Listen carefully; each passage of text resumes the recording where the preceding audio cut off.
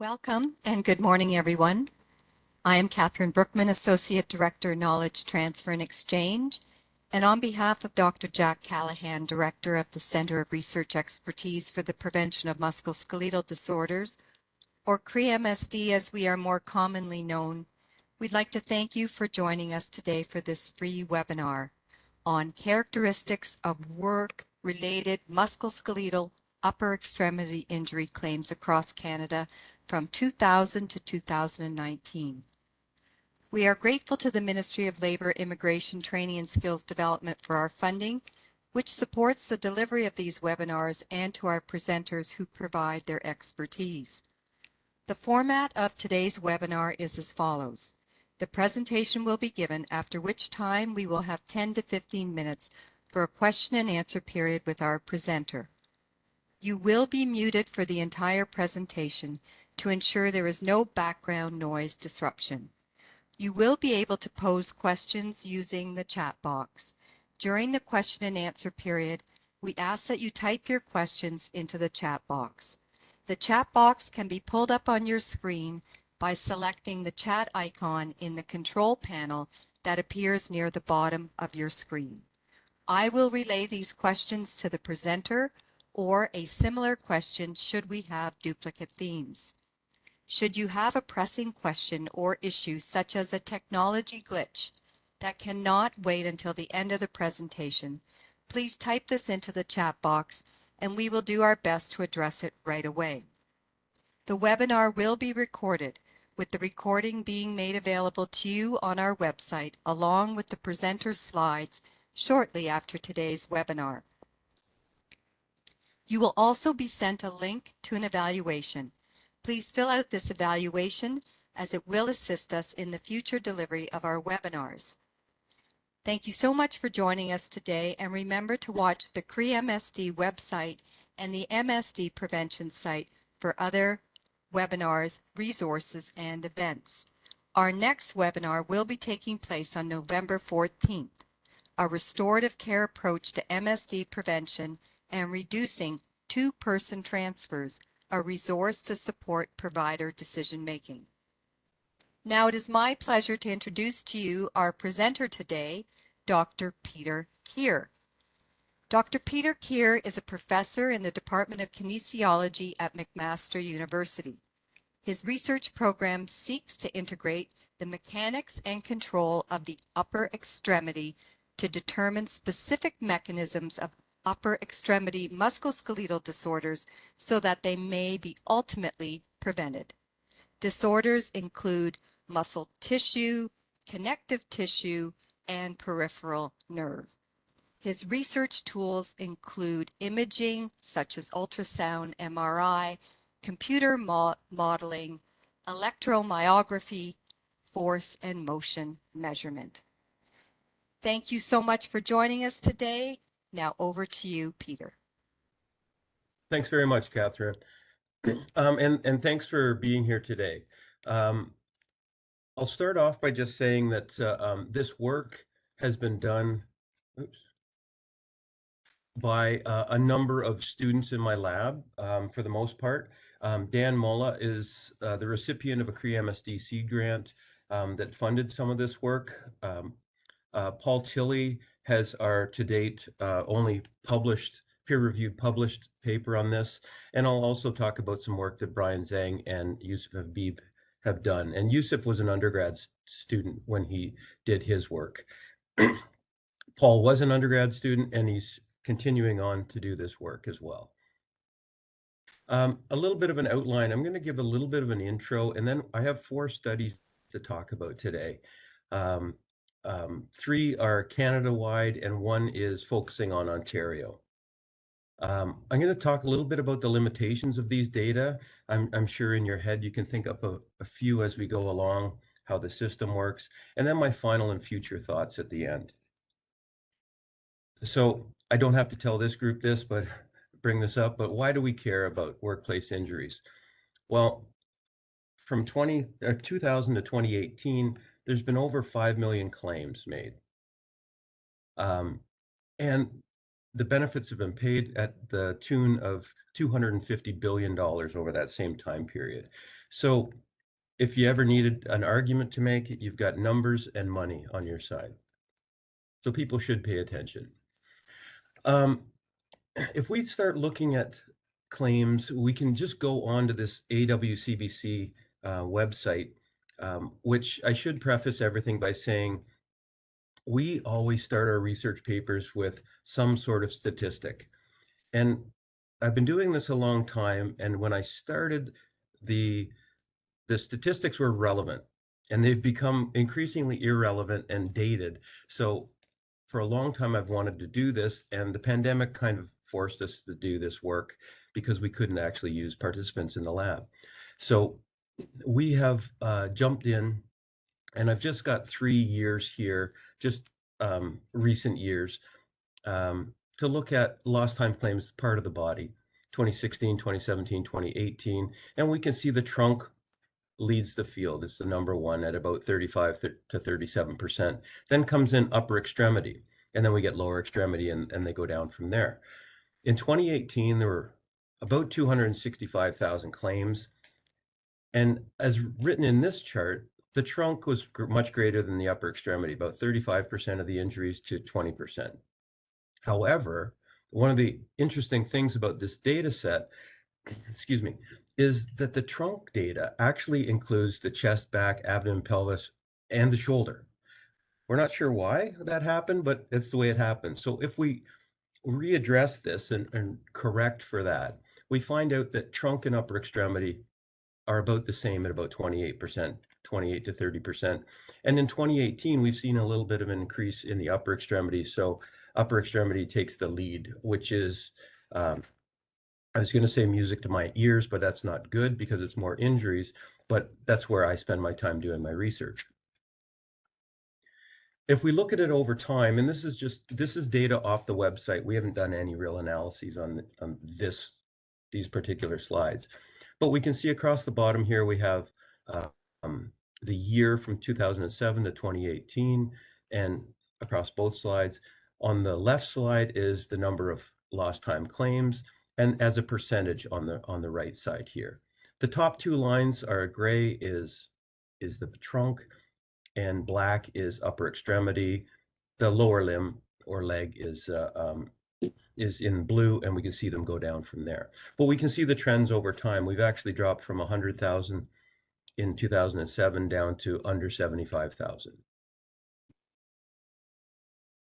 And I'm trying to show just a little bit about what the AWCBC site can offer. This is actually a graph off their site, and you can go in, and if you need instant stats, you can go in and play different games and see different graphs that change over time. So if you need data like that in a hurry, you can go into their site and see it. It's quite impressive.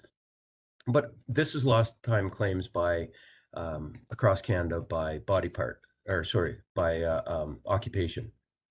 So we can, this is all body parts. So we can actually come down here and see that trades, transport, equipment operators is the number one, sales and service occupations.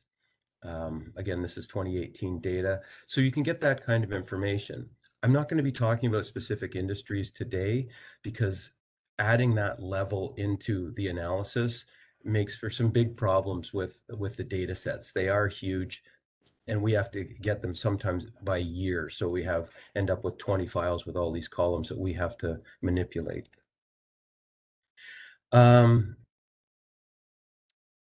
If we're looking at upper extremity injuries, we can actually go through and see what are the most affected occupations. And we've got them color coded here. The red ones or pink ones are manufacturing, processing, and labor.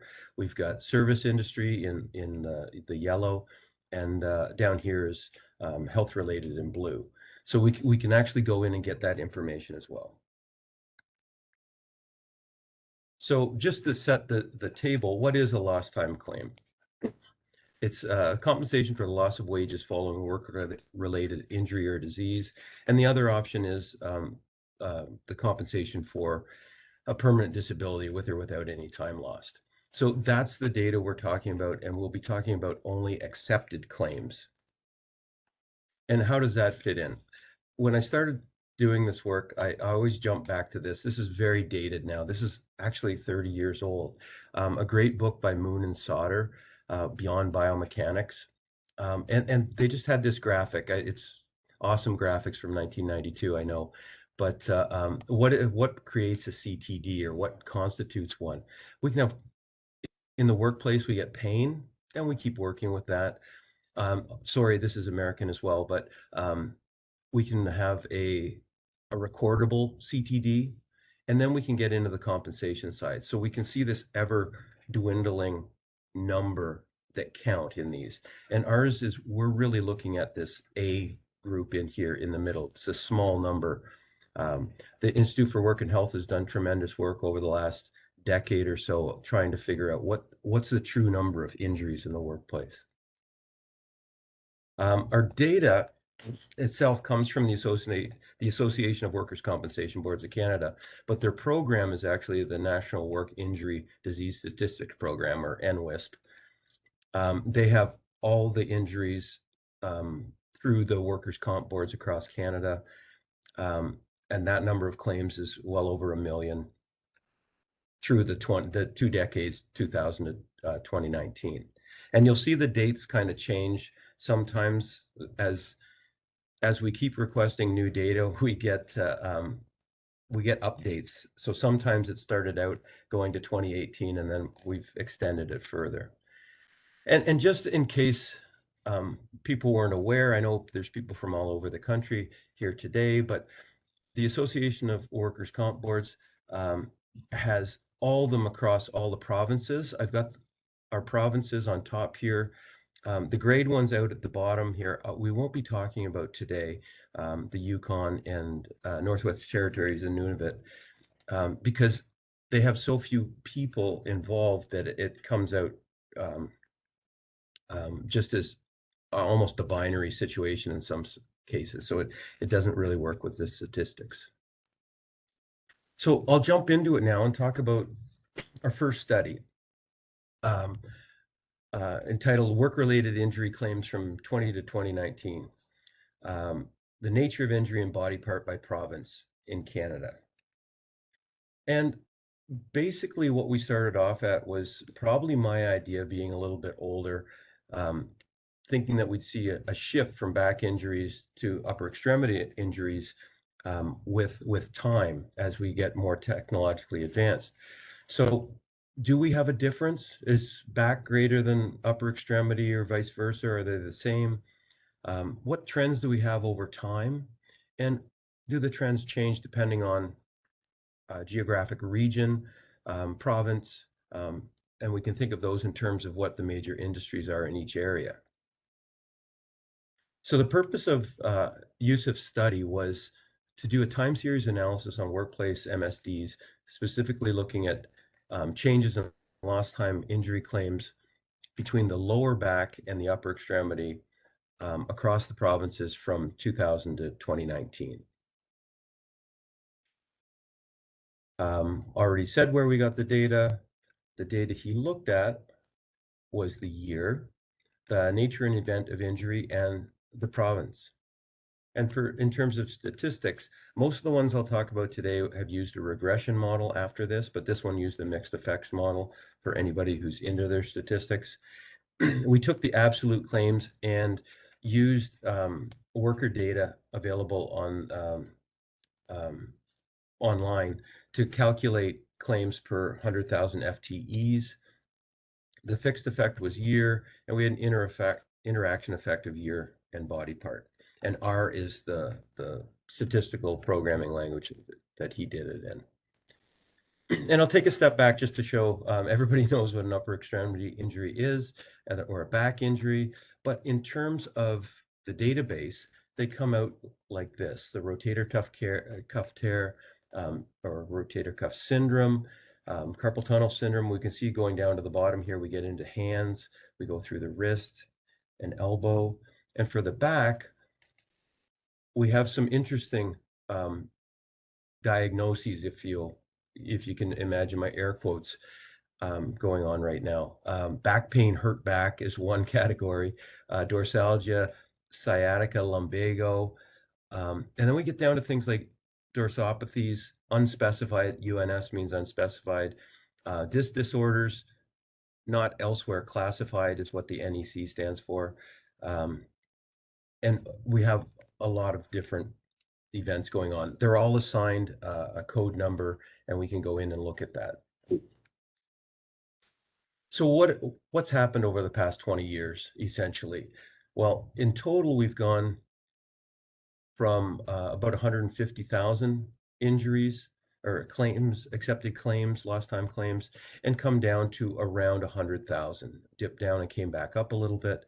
Back injuries were approximately 2/3, and they've shrunk down to be almost 50 or a little bit less than 1/3 now. So we can actually see the decreases from 2000 to 2020. And we can see it leveling out in the last half decade or decade.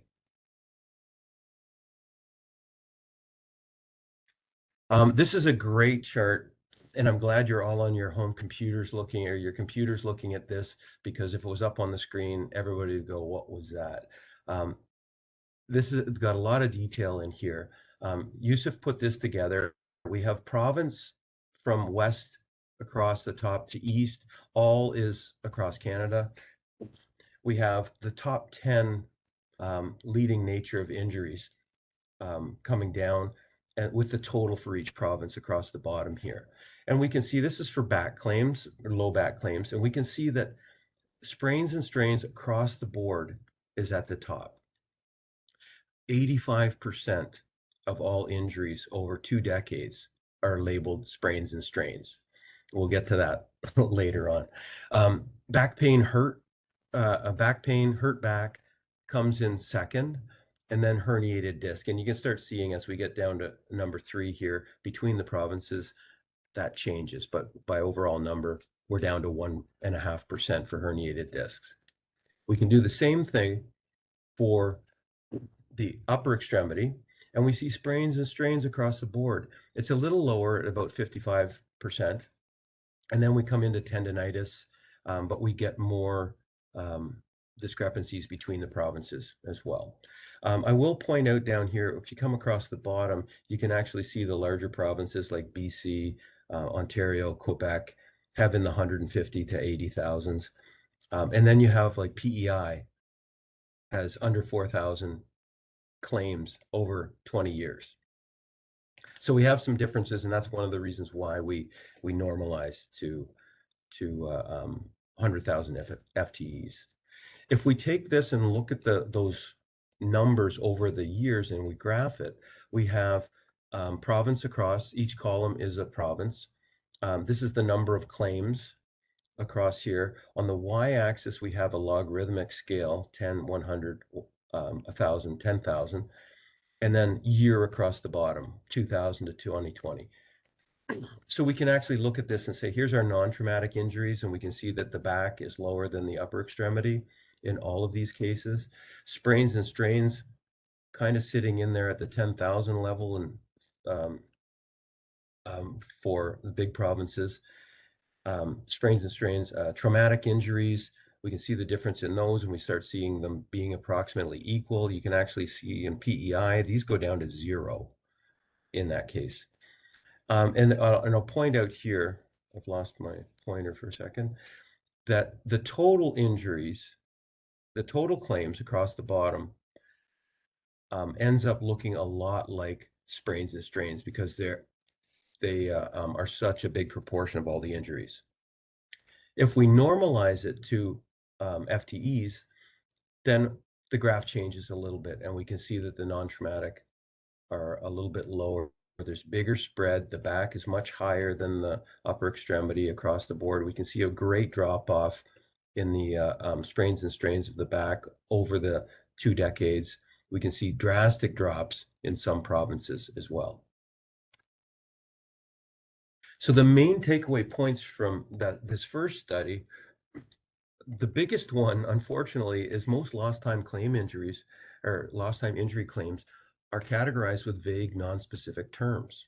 And especially for the back, it was 85%. So sprains and strains, pain, soreness, that sort of thing. For the upper extremity, tendinitis was the most commonly identified specific injury, followed by epicondylitis, CTS, and rotator cuff injury.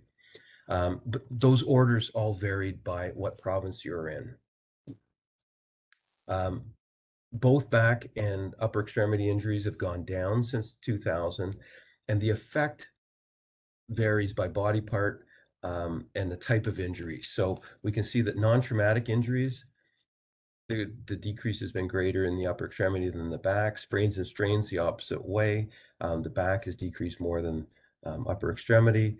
Overall, because sprains and strains is such a big category, overall is the same. Back is greater than, is less than upper extremity. Overall, back injuries have decreased at a faster rate than upper extremity. In recent years, the difference is much, much less. And obviously there's differences between the provinces. The second study is one we published in Work this year, or it came out this year. And it's the effects of age and sex. So the first study had age in it, but not sex. And then Paul was more interested in the upper extremity, so we went straight into upper extremity disorders in Ontario. I might show you this slide a couple of times here. This is our lost time claims from 2021 across Canada. Now we're up to 277,000. We have the trunk and upper extremities are about the same in here, but if you recall, the shoulder was in the trunk. So if we take those and flip them, take them 18,000, almost 18,500, take them and put them in the shoulder. If you do some quick math there, you'll find out that the trunk and upper extremity are approximately the same. And because we're looking at the upper extremity and the distal upper extremity, the hand and wrist are a big concern in there. Obviously, we use them a lot and they're exposed to high repetitive stress. This data is for WSIB, so it's only Ontario data. We do get it from the Association of the AWCBC, so both logos are up there. WSIB insures over 5 million workers in Ontario, and one of the reasons why we felt the need to do this was the last time we've really had a detailed analysis of some of the upper extremity injuries in the workplace is from 1997. So the data is even older than that. So the purpose of Paul's study was to identify time trends and the effects of age and sex on the rates of upper extremity lost time injuries in Ontario between 2000 and 2019. He had a nice graphic to say we requested the data, we organized it all. And I just have hand wrist here because this was used for a different thing, but we did hand, wrist, elbow, and shoulder. And we normalized claims based on the labor force survey. So a full-time equivalent is 40 hours times 50 weeks a year, or 2,000 hours. His statistics were multiple regression. The only difference we had in these between carpal tunnel syndrome and other injuries was we wanted to get the curvature of the data in here on carpal tunnel syndrome. So the main effects were age, sex, year, and age squared. And we had all the interactions as well. So if we look at the data, we have, and just to set you up here, these are claims normalized to 100,000 FTEs. The age groups were in 5 years, so 15 to 19 up to 60 to 64. And if you look over on the right here, the year it's kind of upside down, but the earlier years are in purple or darker, and the more recent years are in yellow. So we can actually, and females and males, and we can actually see the decrease over the years. So we're getting better. And if we look at the data or the statistics on it, the rates of claims decline. So the overall from purple to yellow goes down.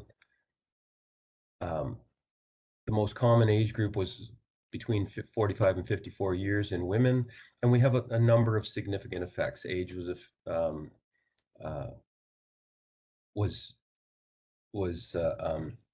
an effect, age squared, and then age by sex and age squared by sex were both significant as well.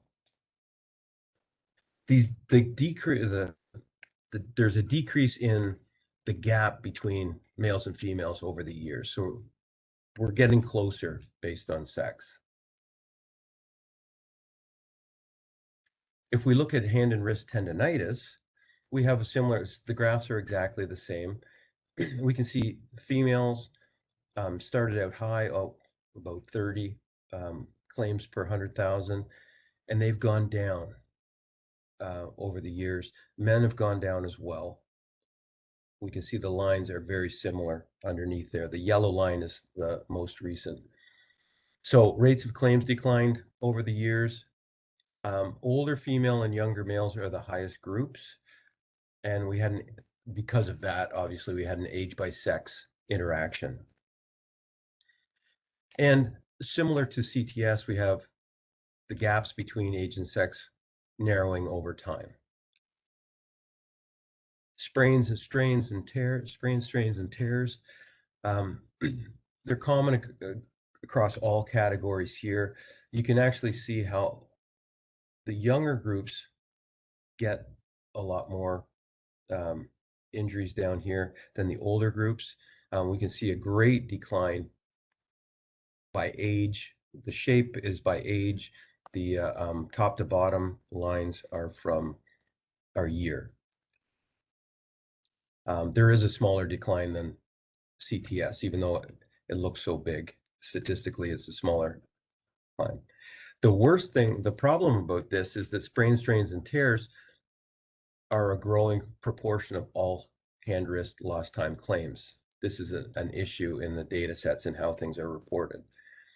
And I'm going to skip epicondylitis and just show some shoulder here. On this one, we have the total number of claims, females, the big F here, males, and I'll apologize right now because for some reason we have the colors opposite on this graph. So your eye probably did the same thing and went, what's going on here? The yellow are the older ones and the purple are the newer, or 2019 on these. So we can actually see we have this quadratic effect here. They're still increasing with age, but they've decreased over time. So decreased claims in both males and females over time. Males slightly higher claim rate than females, and you can actually see in here where they tend to peak.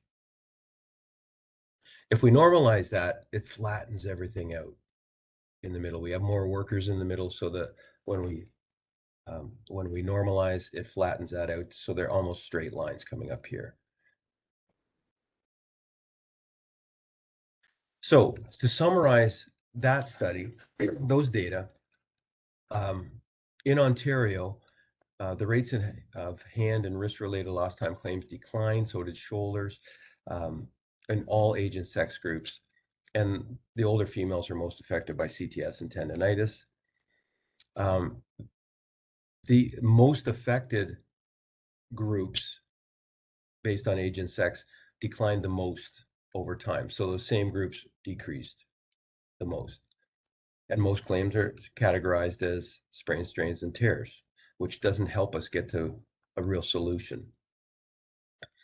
And just because of documenting differences, cross-region comparisons get difficult. And we have to go deeper and deeper into the data set and peel the onion more, if you will. The third study I'll jump into was just presented at the Association of Canadian Ergonomists Conference by Paul Tilley. And on this one, Paul looked at just the distal upper extremity, so hand and wrist, from 2000 to 2020. And so basically the title said it all. He's looking at age and sex on the rates of hand and wrist related MSDs from 2000 to 2020. This is the same as we've done before. He's doing the same analyses, but we're looking at carpal tunnel syndrome, tendinitis, sprains, strains, and tears. So if we look at the data, we have color across the time. So we've done this a little differently. We're back to yellow is most recent, 2020, and the purple is the older data at 2000.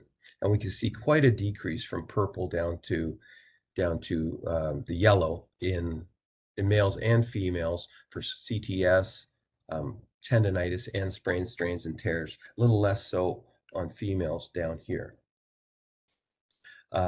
So all the rates have decreased dramatically for all injury groups over the 20 years. And the largest decline was in the first part. So in the first decade, so 2000 to 2010, 2009. And we can see, if we look at all these graphs in here, over the last 10 years, we're pretty flat, or more so. Sorry, I'm drawing that the wrong way. The lines are on top of each other down here. All the yellow and green lines kind of stack up for the last decade. So we've had a decrease until 2010, and we're holding still for the last decade. I know this is a really busy slide. I kind of like it.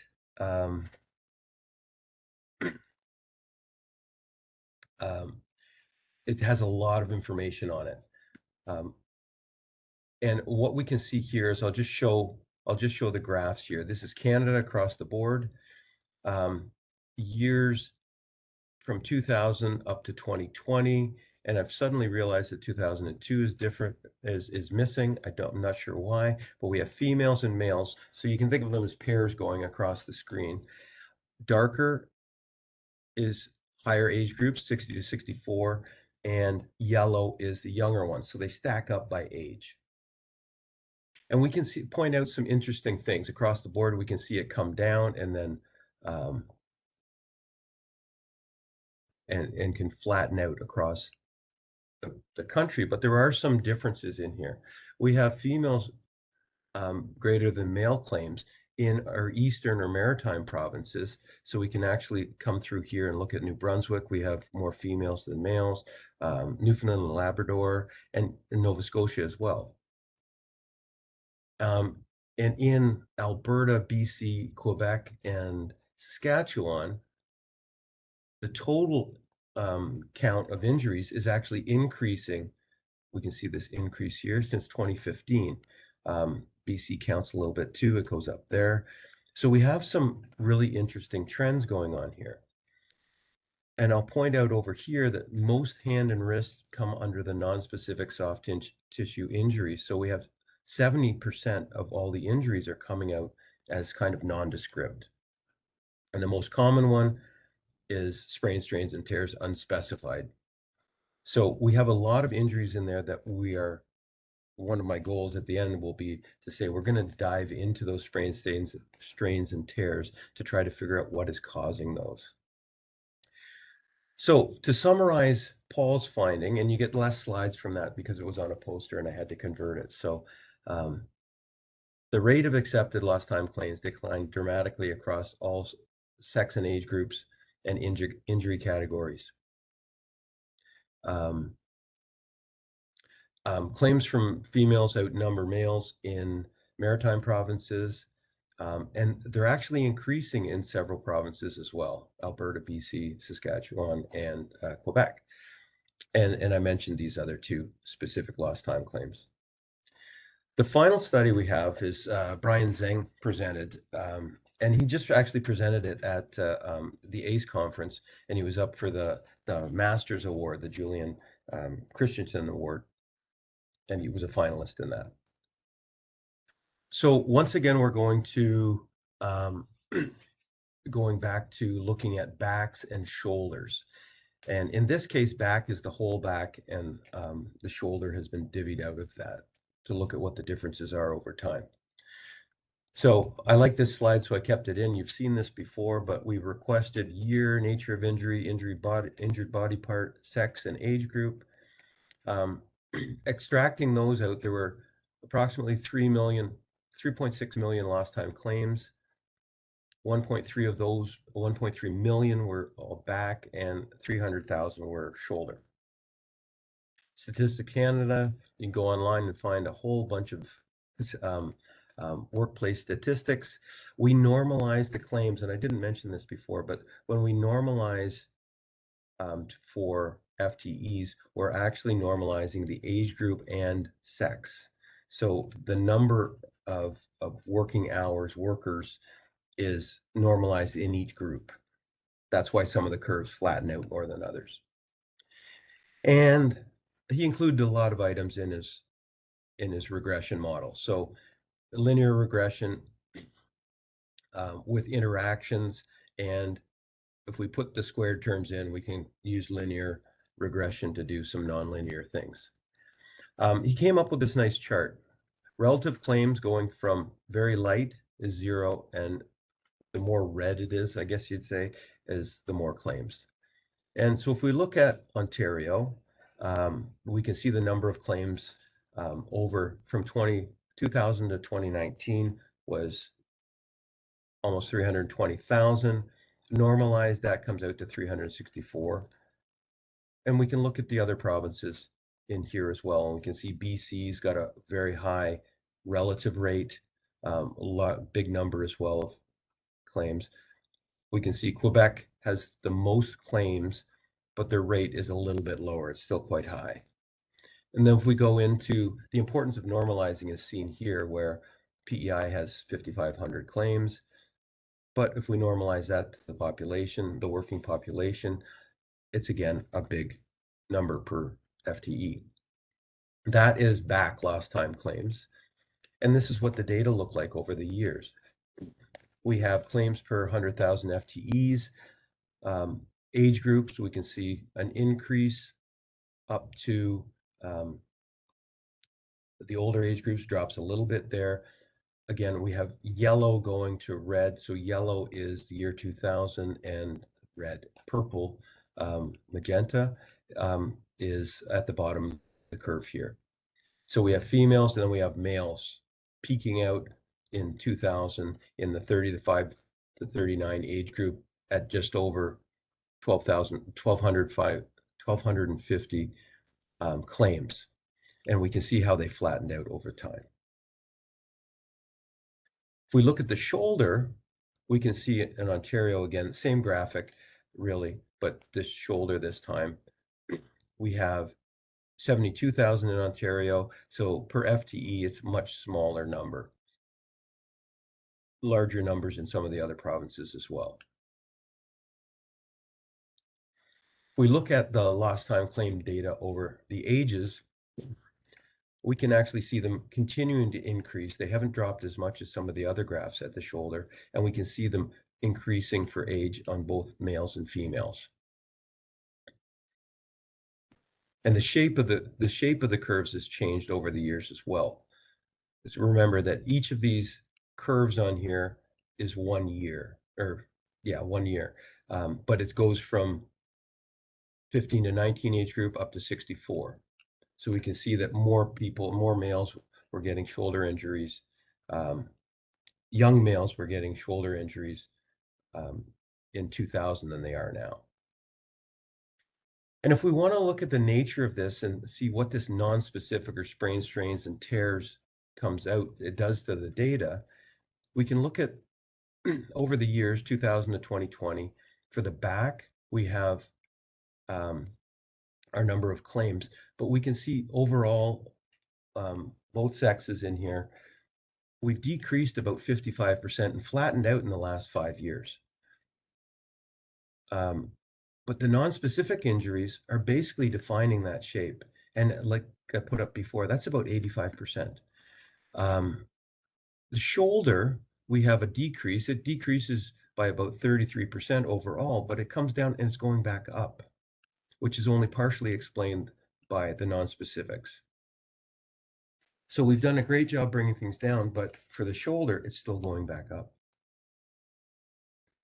So if I summarize this, I can say that relative claims decreased for the back by about 55%, higher relative claims in males and females, but the decline has been greater in males and females as well. The sex effects have decreased and age effects have increased from 2000 to 2019. The relative claims for the shoulder have gone down by almost a third over that time period, but we've got an increase after 2015. And again, we've got higher claims in males and females. The relative claims increase with age, that slope going up with age, and the greater increase in women than men. The differences change as we get older. Sex effects have decreased and age effects have increased over that same time period as well.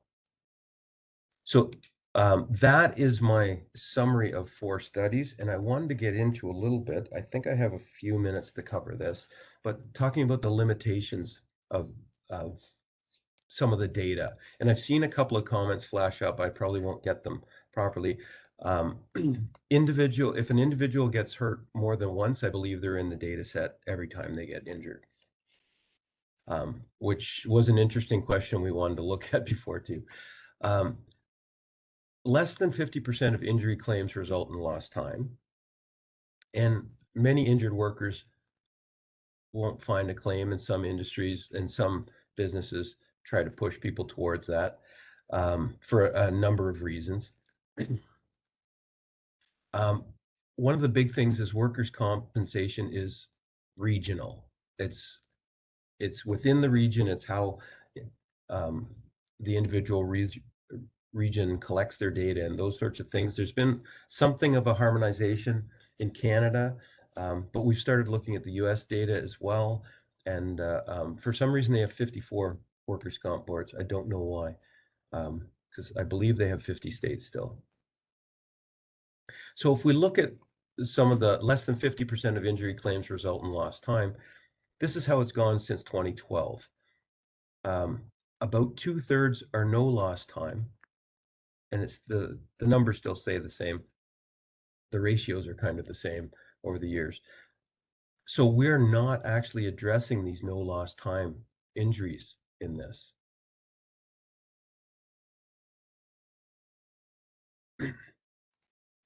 We have some, I've tried to point out one of these along the way. Do we have improvements, or we just have a labeling difference, or it could be a policy change. It could be just, hey, we're putting them in this group this time. So in Nova Scotia, we actually had, they went from 0 up to 1,000 in 2025. So we have some spots in the data that just jump because something has changed. And at this point, we don't know what has changed. Just because it's such a big data set, there's also some interesting things. This is just the body part and how many injuries are in each. Paul pointed this out in his paper. We have some rotator cuff tears that were listed under the face. Somehow traumatic epicondylitis got reported in the shoulder group, body part. And then we have epicondylitis, rotator cuff tears being included in the back group. So there's a number of those, but if you think about the numbers overall, these are very small numbers. Where are we going, or where should this go? There is, we need to have a deeper analysis to get into the specific injuries. At this time, as I go through this, you've probably kind of say, what about this? What about this? What about this? We do that every day. We need to look at the non-specific injuries and see if we can put event, body part, and injury type together in those sprains and strains and figure out how that, to make more sense of that data. One of the interesting conversations we've had in our lab is, what about these prospective studies that have been done out in industry and looking at injuries in the workplace versus what the data we can get from workers' comp is?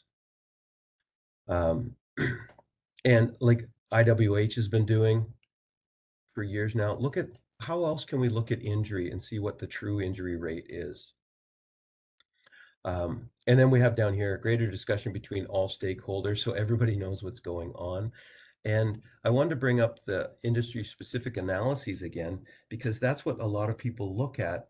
When we get these large data sets, we can't, with what we've been doing, it would take a big switch over to figure out, to get the, do the analysis with specific industries in there. There's just too many variables. We have looked beyond Ontario. We've gone to the US and looked for some data. We've got some plots on this. I chose one that doesn't look, unless you really look at it, it might go, oh, wow, that's different. There's more injuries in the United States than there are in Canada. This is the age. Yellow to purple is the age group, going from young to old, males, females, or females and males, left to right. And you can look at these data, and then this is why we haven't continued with these. We've asked the US Bureau of Labor to for more data, because if you look at these data, when we use roughly USA is 10 times the size of Canada, we can all of a sudden see that, oh, why do we have almost half as many injuries or more in Canada than in the US? So we've got to get to the bottom of this before we can really talk about it, but we're really interested in looking at that data. The interesting thing on this data set, and I can't swear to you that this is correct data, the females, much higher rate in the US than in Canada. I don't think that's a true finding. I think there's missing items and mislabeled items in this data, but that's one of the things we want to get to as well. And on that note, I'm going to thank you, and I'll point out here, this is Brian Zhang, this is Dan Mola, who was recipient of the CRE-MSD seed grant, and this is Paul Chili. This is Nigel and Ryan, whose names did not appear in this study, but they've been integral to this as well. So I'll thank you at that and stop. And I know there's a bunch of questions up there that have been catching my eye. Thank you so much, Peter, for your extremely informative presentation. So much data. I'm going to suggest that for questions that we don't get to, that people email Bettina, and we will work with Peter on putting together a little fact sheet. So let's have a look here. Anything that's not related to the charts and their formatting, we can address that via email quite quickly. I'm going to go to some of the other questions. The first question, Peter, I'm not sure if you can even answer this, and that is the reduction in claim. Is it a result of the change in work design and administrative context, or is it that people are discouraged to submit a claim? So we don't have an answer for that. And that's one of the things. It's fun actually having the undergrads writing the papers, because they're altruistic and they go, oh, it must be due to this. And you're like, what else could it be? What we can't separate anything out from this. They would come up with all ideas going, oh, it's workplace improvement. It's like, oh, that would be great if it was all that. But then they come up and you see that last thing I pointed out for Nova Scotia, it went up, but there's other places where out of the blue, the line will drop down to 0. So there's been a change in the way things are being tabulated and recorded, as well as what's going on in the actual industry. So there's changes out there. We're obviously doing something, because overall, over the 20 years, the numbers have dropped. I think if we went back even further, we'd actually see some really incredible drops. Although I think the AWCBC people would stop answering our emails for data requests. Okay, So and we've also got answer that. big shifts in retirement. So that's going to be interesting to look at how that impacts the data across provinces. I will point out one thing on this, that after we stare at this data for long enough, it's acquired over the years. So sometimes, and I saw this pop up, somebody get counted twice if they have more than one injury, and yes, everybody is just included. But sometimes I look at this and I go, what is what is happening with this data set? Because have we captured the same individuals, the same cohort moving through the whole system? And if we're doing things well, then the new cohort may actually just keep injuries down if we've done a good job in the workplace. One would hope, one would hope. Has analysis taken into account any changes in acceptance criteria for various diagnoses, ET, by different boards over time? Do you know? No, we have we've come up with a million questions on what's going on for these things, but we haven't. We have the data we have. And this is really, if you think about it, this is the first big dive in at least 20 years. So we're getting more questions out than we are answers. So one of the things too is, and going back to the last question, is what has happened, what legislatively has happened over the years. What's the actual construct? How's the construct of workers' comp changed and industry changed over those years? So we basically have to step back and say, this is the data we have.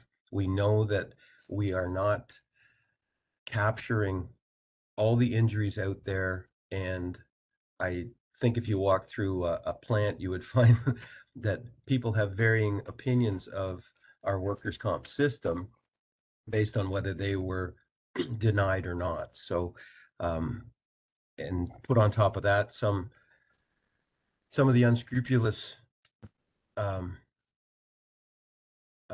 administrations don't want those injuries to come out anyway. So there's all kinds of things like that in there that we can't account for. Peter, is the data based on the assumption that claims acceptance rates have stayed the same over the years and between provinces? We know that claims acceptance rates have changed over time. So again, we haven't done anything on that as of yet.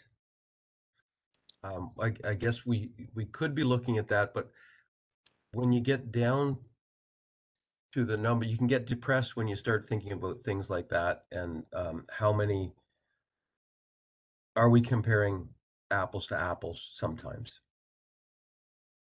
And I think I'll leave it at that, because I can't come up with it. I can come up with an opinion, but not so much of an answer. So a lot of the questions I'm going through, Peter, are, I think, we'd have to surmise the answers, but there are some interesting thematic questions related to, what's happened as a result of COVID, and will we be able to look at a data set that compares that block compared to what you see now. And then there's also comments around the digitization of workplaces. Do we think there's a reduction in number of lost time claims? And is that masking the impact of upper extremity? So I don't know that you have the answers for these, but these are the kinds of things that this data is bringing to mind. Yeah, yeah. So the COVID one is, we came up with, well, we started this in COVID. So that came up automatically, but it's when you're in COVID, you can't actually analyze the data yet. So we actually have to wait and then block those times, and we should be able to do that. And that'll be a really interesting finding. And then people will ask about what about working at home during COVID and things like that. So I think there will be some really interesting data, and we just have to tack on a few more years. I think we're up to, I think we have 2020 data now. So we've been doing it for a couple of years. So we had started at 2018, added 2019. I think we've added 2020 now. But yes, there's all those things that, and then there's also the detail on who is included in each of the industries and that sort of thing as well. So when we say by industry, does it include every individual in that industry working in all different jobs? Because they have to be big classifications. So there are, this totally brings up the whole concept of drilling down and how we can get deeper and deeper into the data. Exactly. And again, your presentation has posed a lot of questions for data analysis as opposed to other type of questions. So one question that I think you can answer is if multiple body parts are injured in one event, is it possible that they must determine which is the most significant body part injured for classification purposes? So administratively, I don't think I can actually answer that. oh, okay. I'm actually going to write that one down. Okay. I've, uh, I've captured it for you. Okay. Yeah, and I'll send it to you.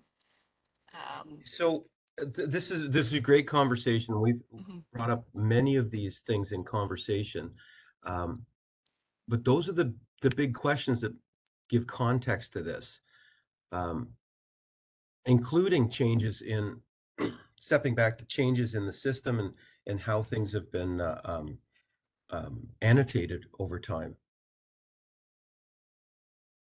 And I'm looking up here. I'm just spinning through the chat as well, Yeah. um, and I'm just on one that says, has analysis taken into account any changes in acceptance criteria? And Mm-hmm. no, absolutely not. They are what they're labeled, and I pointed out a few at the end to show that um, the labeling of some of these things just gets all over the place. And in my simple way of thinking of these injuries, the reason we have so many sprains, strains, and tears is that it's just the bag that's easiest to throw everything into. Um, and then maybe it never gets diagnosed further than that. Somebody gets better and gets back to work. I'm not exactly sure, but that's a big question we're going to be asking. So we will definitely send you all these questions, Peter, because a lot of these questions are about drilling down into the data. Um, Here's something that you can, based on your experience, answer. How much of the time trend and regional differences do you feel could be due to differences in policy and claim acceptance criteria?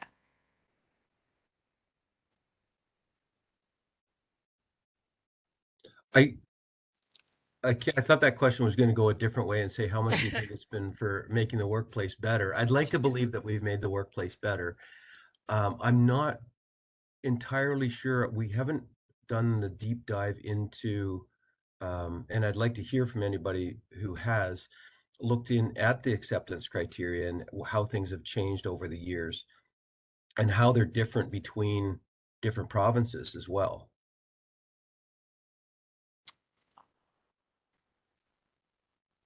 Peter, what would you say or could you suggest to help improve the accuracy of reporting data to get more useful trends in injury? I think we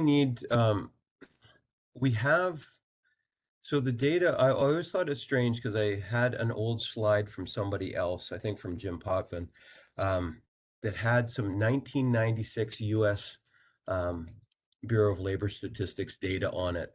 And it had what was involved in the injury, which was like the floor, lifting something, overexertion, the body part, and you could sort of match them up on the page. I think we have that data's in there. Um, it's just very hard for us to get to based on how they can get it to us. And I think I've gone off your question already. That's Um, okay. That's um, okay. but yeah, I think it sounds great that we can have all this data, but the questions everybody's bringing up are the ones that are outside the actual data Mhm. set. Exactly. Um, and but it limits what we can say about the data set because there's so much context that has to go in with it, whether there's a policy change for the workplace or a policy change on how things are reported as an injury. So all these factors go in. Um, if I was if you're my glasses half full kind of person, you're going to say, "Wow, look at how we've fixed the workplace. We've dropped injuries so far. They've come down so far. But then we have done a good job, I think, but that's not the only story here. There's other things about acceptance rates and all that. And if we look at the number of people working with an injury, it might exceed how many get accepted claims. So Peter, I think, as I mentioned, we're going to collapse these questions for you, and I'm sure that'll help inform your next step at drilling down on the data. Absolutely. And then we will invite you back to say, you know, what have you found? What are you drilling down on now? And keep this conversation going. Great. Well, I'd just like to thank everyone for joining us today, and just incredible analysis of the data, long overdue. Thank you very, very much. And if you have any questions, in addition to what you've seen today, just send them to Bettina at CRE-MSD, and we will get them over to Peter, and we will have Peter back as soon as he has the opportunity to do some more analysis. We hope to see all of you again on November 14th for our next webinar, and please watch the CRE-MSD website for more events and resources. Thank you so much and have a great day. Thank you.